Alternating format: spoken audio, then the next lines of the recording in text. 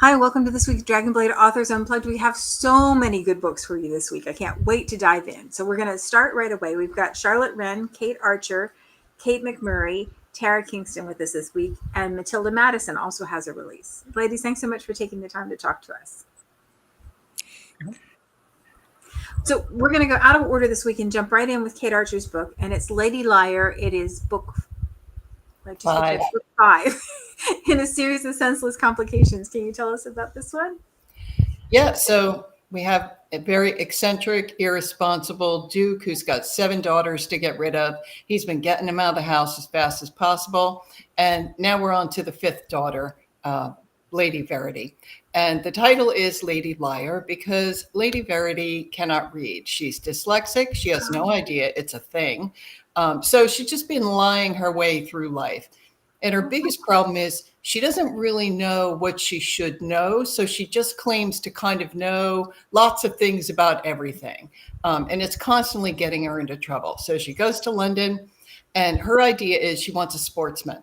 She wants a guy who wouldn't know a book if it hit him in the head. But she's very attracted to Baron Wembley, and he is a member of the Royal Society. And she tells him a preposterous story about some scientific research she's doing, which is complete nonsense. And that gets around the ton and it causes all kinds of problems. The usual Kate Archer kind of nonsense. Mm-hmm. Yeah. Oh, it sounds like so much fun. And there's 8 books in this series? 7. 7. So you get one for each of the siblings. Awesome. Well, it sounds like so much fun, and I love that. I love the hijinks, the normal hijinks in your books, and the playing with the truth part. You know, I always think that's so much fun. Well, that sounds fantastic. So then, the next book this week is Tara's book, and it is The Rogue's Runaway Bride, and it's book 3 in a rogue of her own because everybody needs their own rogue. Mm-hmm. Tara, can you tell us? Absolutely. In this story, I have an American heiress who has come to London to visit a trusted family member. So she is not there unescorted. She thinks everything's going to be just fine. And she falls for a guy, or kind of sort of falls for a guy, who should be a good fit for her, but she finds out that he is most definitely not, that he is not what she thought he was. And she takes off, and she is actually running through London in a wedding dress. And it's an unusual circumstance. I won't tell you what it is, but you can see it in the first chapter. She was not getting married to the guy. This did not happen during a wedding. This was just terrible bad luck on her part. And she happens to run into a guy who she had a brief whirlwind love affair with in New York when he had come to New York. And I kind of envision this story as Runaway Bride meets Baby Boom. And I know that sounds crazy, and I will explain it later. But the hero is a tycoon. He is very much an orderly person. He has his life set up just the way he wants it. He enjoys being a rogue. He enjoys not having complications. And suddenly, he had found himself with a lot of complications. Hence the baby boom. And then here comes Arabelle, and he doesn't have any alternative but to bring her into his home because he knows she's wearing a wedding dress, Right. Well, no, and he knows, he figures out pretty quickly that she is in danger because the guy that she was going to marry, he's very angry, and not just because she doesn't want to marry him. So he's got some really dark secrets. Oh, man. So he's chasing after her. So she goes into his home and encounters his found family, so to speak. Oh, nice. This very orderly guy has suddenly got a little girl with him who is his temporary ward. He's dog sitting, he's cat sitting, and he has a rather grumpy housekeeper. So it all kind of goes from there, and it's got a little bit more comedy than what I usually have in my books. Sounds like it. There's a little bit of humor, but there is also the element of threat hanging over her. Yeah. Well, it And sounds of course, a happily ever after. yeah. It sounds really exciting, and I can see the housekeeper being grumpy with the dog sitting, cat sitting, and Yes, new because ward. she was used to the orderly life as well. Yeah. Yeah, that makes perfect sense. How many more are there in the series? I think this might be the last in Oh. this series, but I don't know. I have an idea for another one, but I haven't really gotten into that one yet. But I am working on a new series that will be cool. coming next year. So, Awesome. and that one's just that's just in the infancy, so to speak. Awesome. Well, maybe we can talk a little bit later about how we structure series and how we find our ways through things and stuff. Okay. Great. Well, that sounds like a huge amount of fun. And I like a little bit of mystery and a little bit of danger with my happily ever afters too. So very cool. Well, the next book that we can talk about is Kate's book, and it's I Never Forget a Duke, and it's book 1 in a brand new series. That's the Nightfire Club. Can you tell us both about the book and about the series, Kate? Yeah, the series is set around 4 friends who've grown up together and went to school together. So those are 4 heroes. So it's a 3-book series. I'm finishing the 3rd book now. So there's a secondary romance that's kind of a through line through all 3 books that so I do recommend reading them in order. But the first book is about a duke who is much sought after. He's wealthy and powerful, not super interested in getting married though. And one night after a ball, he gets hit over the head. He washes up on the stoop of a house in a slightly less reputable neighborhood and is pulled inside by a woman who she's the paid companion to an elderly dowager countess who sort of somewhat not really a tattered reputation, just less wealthy, less part of society. And so he wakes up in this strange house the next morning with amnesia. So the heroine then nurses him back to health, tries to work out what his identity is, eventually reconnects him with his friends and family. And he's, of course, she's Florence Nightingale's him basically. And he's very like, okay, this is the girl. But his mother does not approve. So he has to fight against what's happening with his family. And yeah, and I the inspiration for it was that I in 2020 I read basically all of Judith McNaught's backlist. Oh yeah. And so I really wanted to write kind of an old school style, like big romance, kind of about a stripper, but put some modern twists on it. So that's what I was aiming for. And so then the second and third books in the series are following the same group of friends along the way. And there's some big tropes. The second book has a secret baby. Oh, wow. The third one is basically, I'm calling it idiots to lovers because they're old friends who like don't realize that they're in love with each other until circumstances. And I had a lot of fun. I'm finishing it now. I had a lot of fun writing it. So great.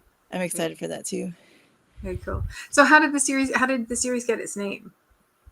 Well, I had to pick a name for the series, basically. I was trying to come up with a name for a club because this group of friends, they kind of have a spot in their gentleman's club where they hang out all the time. And I just sort of just like, they spend a lot of nights by the fire, and that's sort of where it came from. Cause honestly, it's because the series needed a name, but, I was like, I don't know, this is the best thing I could come up with. And, cause it's tricky. Cause it's not, I don't think the club ever got a name in the series. So it's just sort of the club where they all hang out. But still the thing that links this. But that's the thing that, that's the thing that links them all together. So I have a lot of scenes of the four of them working their problems out together. Mm-hmm. It is sort of a found family kind of their brothers sort of relationship, and that was pretty fun to write too. Very cool. I love a good found family. I was thinking about that one when Tara was talking about her book. I love a good found family. You know, it's like, especially when it pushes you to be differently than, to be different than your inherent character. So very cool. And there are two more in the book. Two more. Yeah, two more coming. I don't know when the pub dates are, but I'm so deep in it right now because I just finished edits on book 2, and I'm finishing up writing book 3. So like I'm like really in the headspace of the series right now. So. Oh, very cool. Very cool. Yeah. Awesome. Well, the book that actually came out first this week is Charlotte's book, and it's Doubts and Desires, and it's also book 1 in a new series. That's Highfield Hall. Can you tell us about this one, Charlotte? Yes, I would love to. So it's book 1 in a 6-book series. It's based around the Northcott family who live in Highfield Hall. Well, that's their family seat. It's kind of a bit of a higgledy-piggledy old house. It sits on the edge of the Yorkshire Moors. They're obviously mum and dad, but the books are based on the adult children, and it will span over several years because there's some young ones. The first book is with Louisa. She's the eldest daughter. She's going into her second season, but she's not overly enthusiastic. She's a bit of a romantic, so she's not too keen on the suitable partner kind of thing that maybe people, they have these expectations.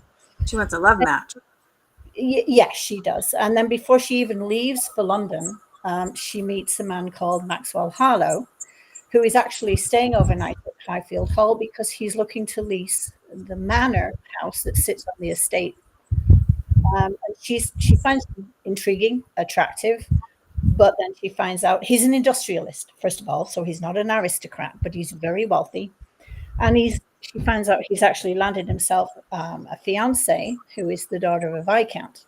And that came about because the Viscount was approaching bankruptcy. So they kind of made a deal, a bit ruthless. And actually, Maxwell really didn't want to do it at first. He is a workaholic, really doesn't have time for marriage, doesn't even want to think about it. He's building his empire, him and his brother. He's all over the country all the time. It's the Industrial Revolution, and things are just moving so fast. So he's going along with the railways and the iron, and he's making a fortune. So obviously he's going to marry this Viscount's daughter because they made this deal. But Louisa goes off to London a little bit disappointed because she really found him intriguing. But they're at a ball one night, and Maxwell arrives with his fiancée, and long story short, there's an incident as the night goes on that kind of throws him and Louisa together, puts her in a kind of corner. He really has no choice but to marry her, so that's how it all starts.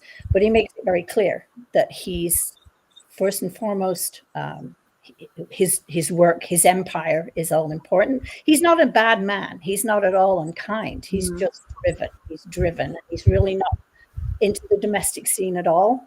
And she's fine with that at the beginning. But then as things do, it starts to get sour. She's away all the time. She's on her own all the time. So it takes quite a while for him to realize what he's got.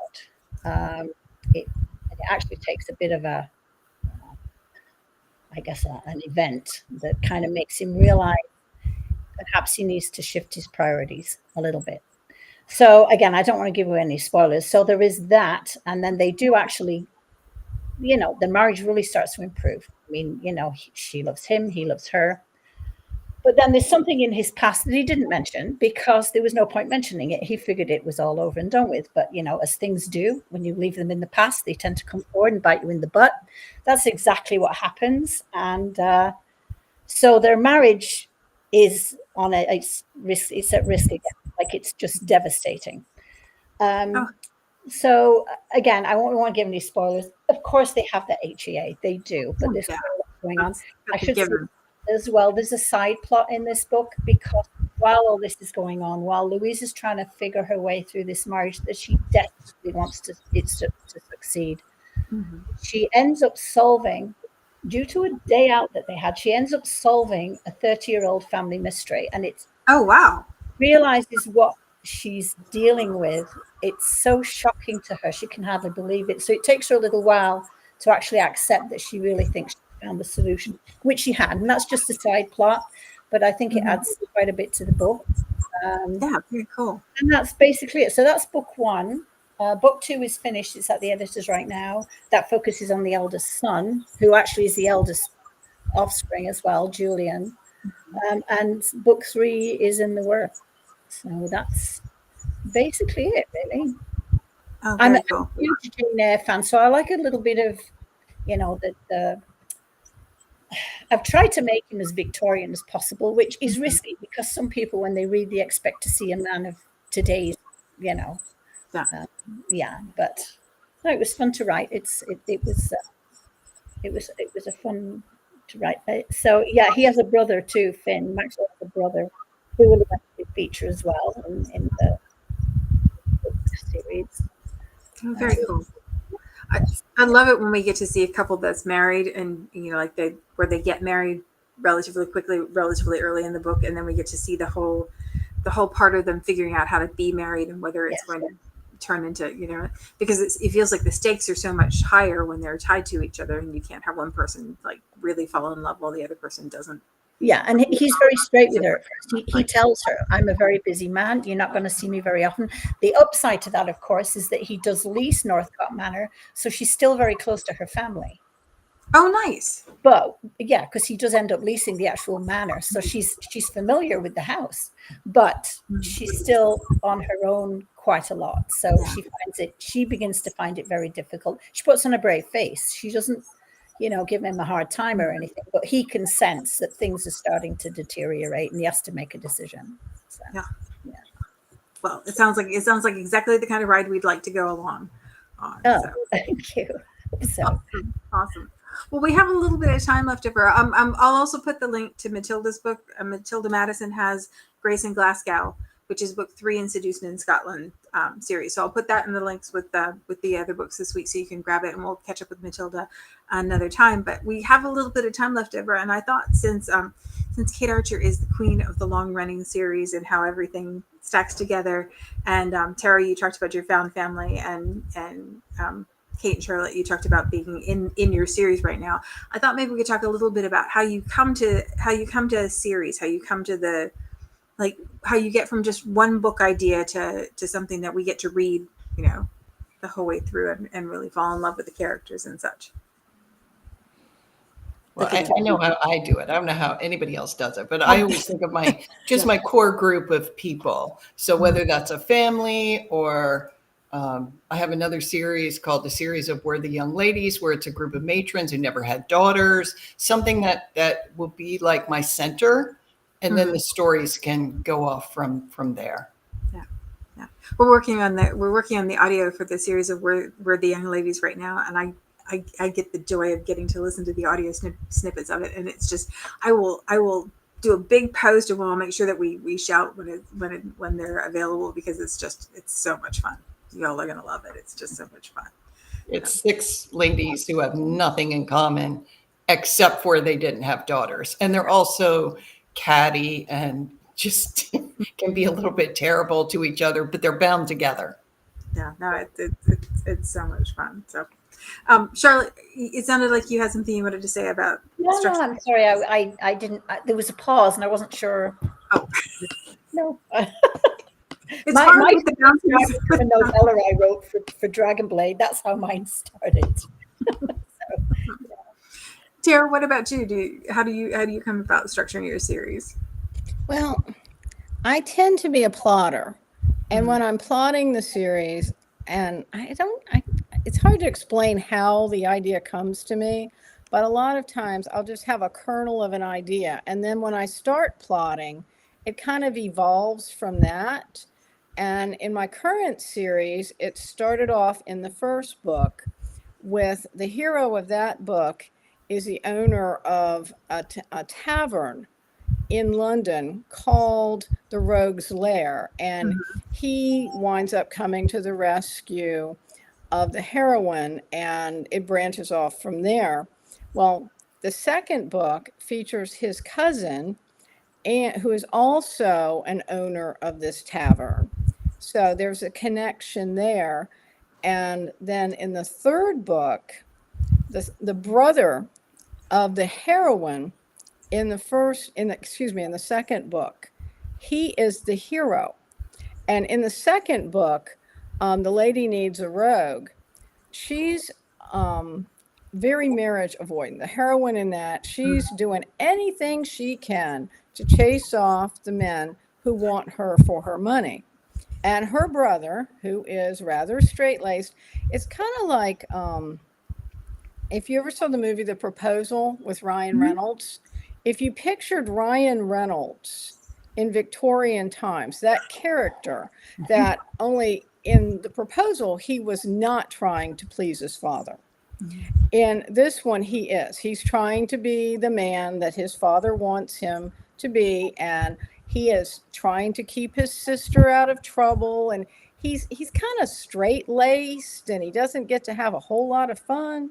So in book 3, I thought, let's give him his own book and let him actually show a side to himself that isn't quite so orderly. And and that's why I wanted to put him in a situation where he's used to controlling things.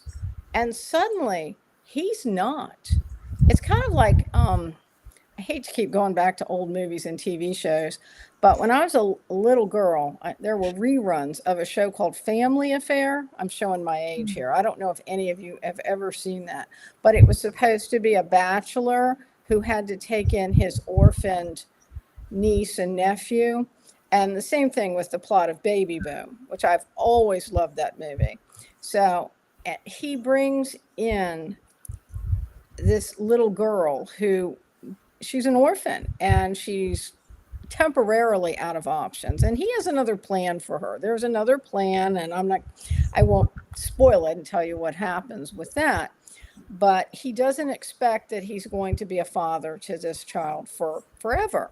He thinks it's temporary, and he is finding his orderly life turned upside down. And it's also kind of a grumpy sunshine kind of romance, because he's not exactly a grump, like, ooh, he's so grouchy, but he's not completely happy in his life.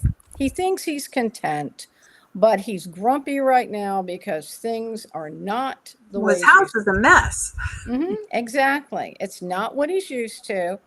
And on the other hand, the heroine, Arabelle, who goes by Belle, she is more of a sunshiny optimist. Even in this situation, she is going to make the best of things, and she's an heiress, and she's been privileged, but she's very much charitable hearted, and she is not averse to jumping in and becoming one of the family in this situation. So I don't know if that didn't really answer your question, but basically I tend to be very character centric when I'm plotting. So when I'm thinking of one character, it kind of bounces off. So, okay, so what can I do to him to torment him, to give him a story? Who do they belong with? I think that's the other thing. It's like when you get the character, it's like who's going to be the right match for them. Right. And in this way, he gets to grow, and Arabelle gets to grow as well. Basically, they both kind of come together, and they don't realize they're the right person for each other, but they actually are. Awesome. Awesome. Kate, you talked a little bit about the friends and the club. Is the series part a strong driver for you, or are you more connected to the story and then figure out how to fit it together into the series? It varies by project a lot for me, but for this particular project, I had the idea for the first book first. But then I realized when I started, I'm also a big plotter, and when I started plotting it out, I was like, this has some serious potential.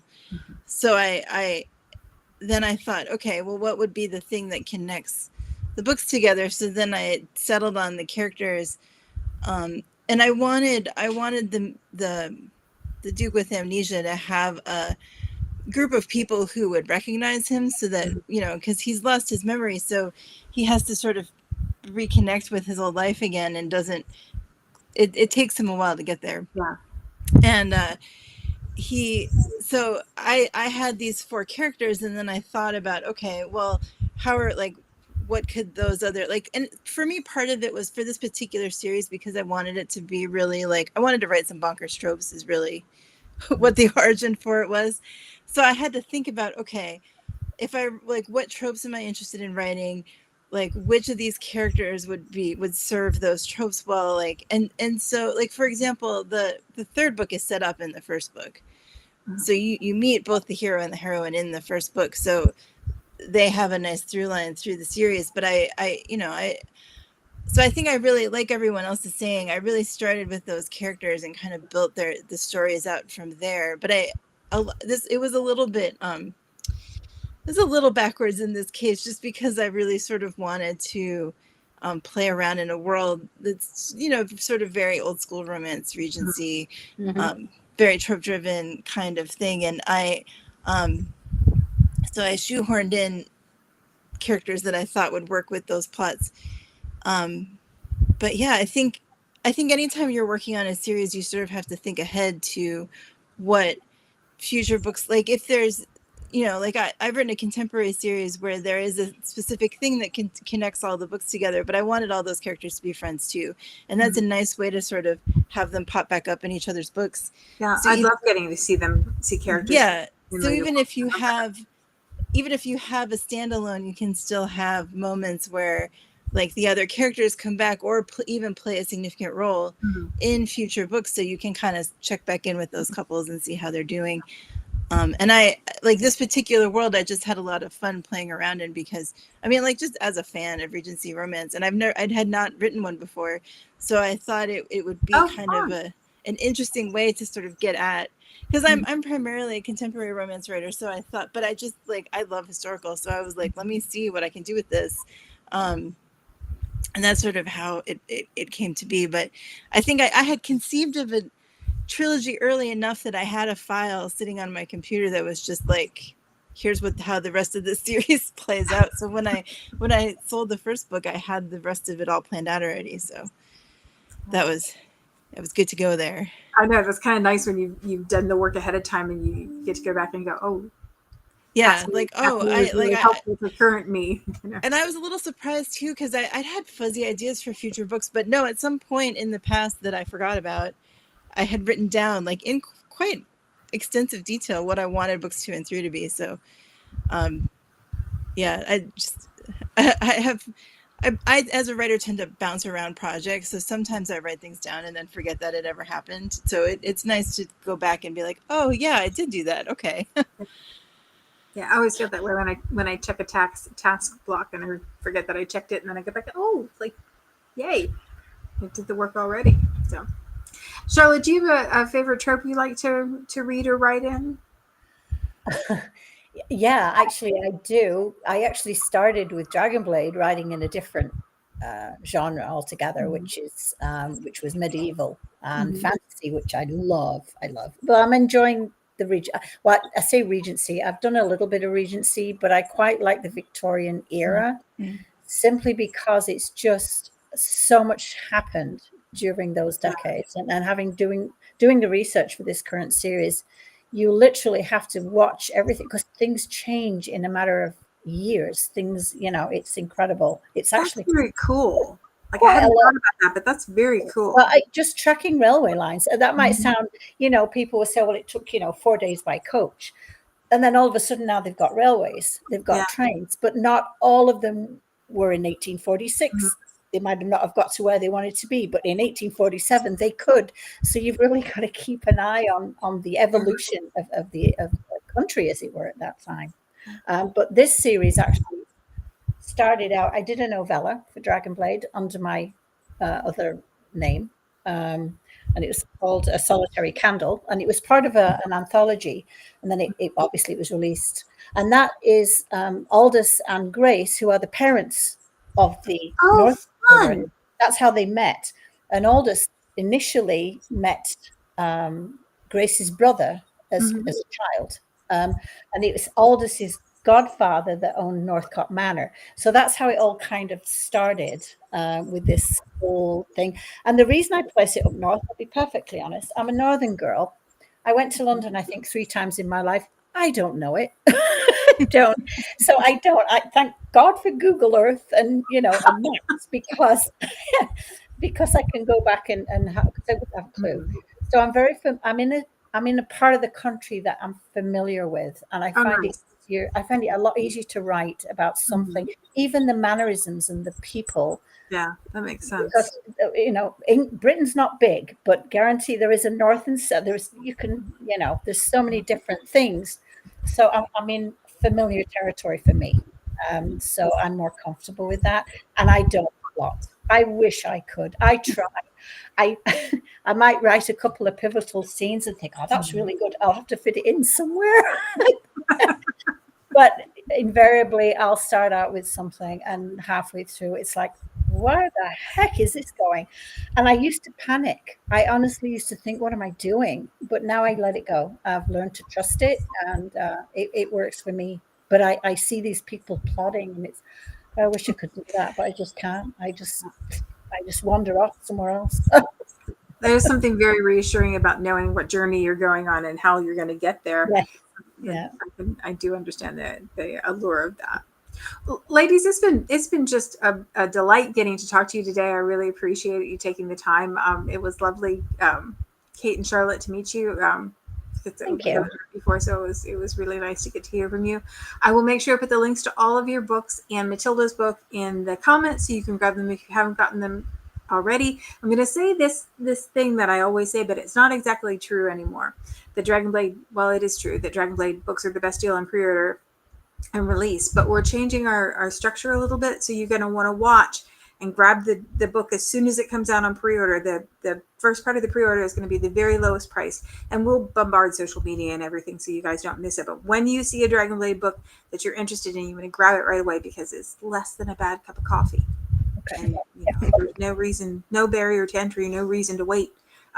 If for some reason you do miss the window, then you can always read Kindle Unlimited as well. So, ladies, thanks again for taking the time. I really do appreciate it. Thank you. Thank you. Yeah, it was fun. Thank you so much.